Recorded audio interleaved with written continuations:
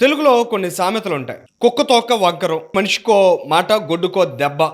ఇట్లాంటివి. అంటే ఒక మనిషి యొక్క ప్రవర్తన, ఆయనలోని లోపాలను అధిగమించే దశగా మనిషిని మౌల్డ్ చేయడానికి, వాళ్ళ యొక్క క్యారెక్టర్‌ని సరిదిద్దడానికి ఇలాంటి సామెతలను వాడుతూ ఉంటారు. అంటే ఎలాంటి పరిపక్వతతో మనిషి ముందుకెళ్ళాలని.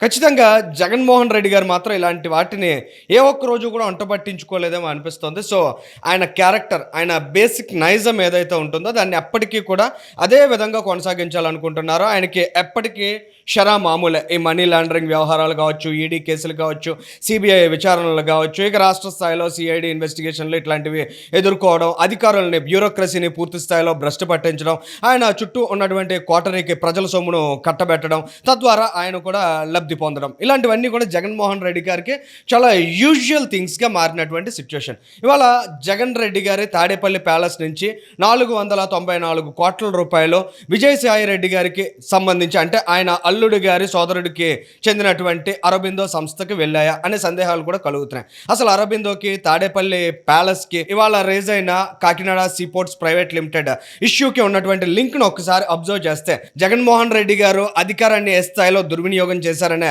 అంశాలు కూడా మనకి అర్థమయ్యే ఛాన్స్ ఉంటుంది. సో ఇవాళ కాకినాడ సీపోర్ట్స్ ప్రైవేట్ లిమిటెడ్లో కేవీ రావు గారికి చెందిన 41% షేర్లను పేక మీద కత్తి పెట్టి ఆయన్ని చాలా బలవంతం చేసి ఆ షేర్లన్నీ కూడా ముఖ్యంగా జగన్మోహన్ రెడ్డి గారికి చెందిన అనుయాయులు దొబ్బేశారు అనేది ప్రధానమైన ఆరోపణ. దానికి సంబంధించి ఇప్పటికే విచారణ జరుగుతుంది. అయితే ఇక్కడ ఈడీ ఇన్వాల్వ్ అయిన తర్వాత, ఈడీ విచారణను వేగవంతం చేసిన తర్వాత అసలు 3,600 కోట్ల రూపాయలు వాల్యూ చేసేటువంటి 41% షేర్లను 494 కోట్ల రూపాయలకు కొన్నారు.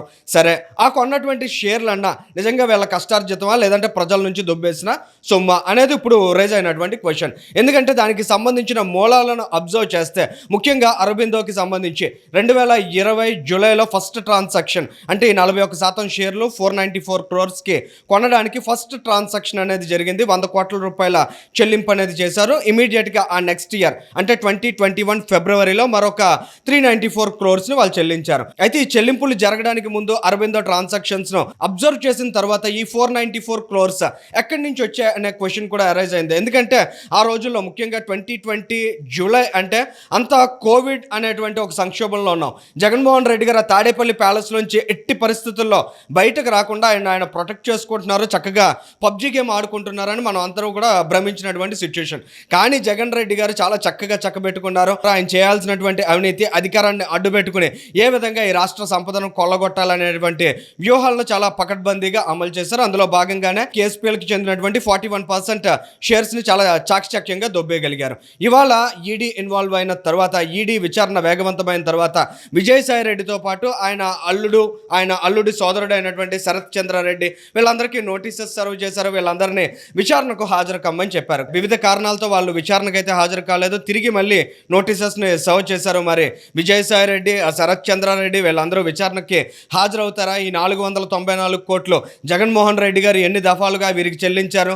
వీరు ఏ విధంగా బ్లాక్మెయిల్ చేసి కేవీ రావు గారికి చెందినటువంటి షేర్స్ని అప్పనంగా కొట్టేశారనే వివరాలను వెల్లడిస్తారా అనేది ఖచ్చితంగా వెయిట్ చేసి చూడాలి. ఎందుకంటే 969 కోట్ల రూపాయలు ఈ కేఎస్పీఎల్ ఎగవేత చేసింది అనేటువంటి నివేదికను ఆ రోజు ప్రభుత్వానికి సమర్పిస్తే, ముఖ్యంగా ఈ ట్రాన్సాక్షన్స్ అన్ని పూర్తయిన తర్వాత, ఈ షేర్ల బదిలీ ప్రక్రియ పూర్తయిన తర్వాత దాన్ని కేవలం 9 కోట్ల రూపాయల ఎగవేత మాత్రమే అని చూపించారు. ఈ అన్ని అంశాల మీద కూడా ప్రస్తుతం ఈడీ దర్యాప్తు జరుగుతున్నటువంటి తరుణంలో జగన్మోహన్ రెడ్డి గారు మరొక భారీ కుంభకోణంలో ఇరుక్కోబోతున్నారా, మరొక భారీ అవినీతి బట్టబయలు కాబోతోందా అని ఆంధ్రప్రదేశ్ రాష్ట్ర ప్రజలంతా ఆసక్తిగా గమనిస్తున్నారు.